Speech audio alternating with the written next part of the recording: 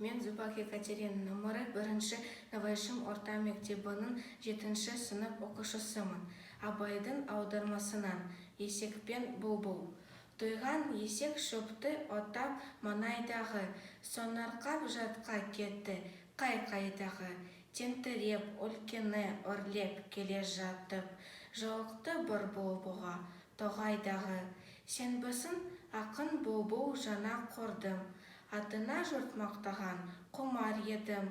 Бір сәрі берсен қалқам өзім естіп, рас па екен жұрттың сөзі сынар едім.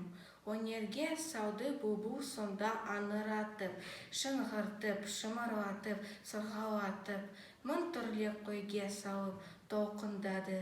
Маңайда жан біткенді таңырқатып. Қой жатыр, қойшы тыңдап тұрды елбіреп, көзіне қып-қызыл боп жас мөлдіреп.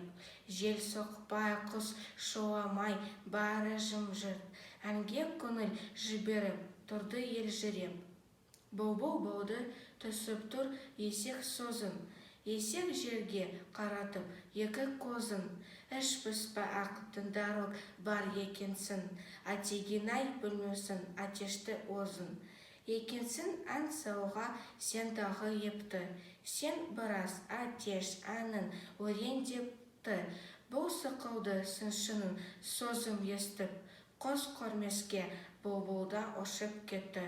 Демемін жұрт мақтасын, я жақсын, я жақпасын, сөйтсе де мұндай сыншыдан Құдайым бізді сақтасын.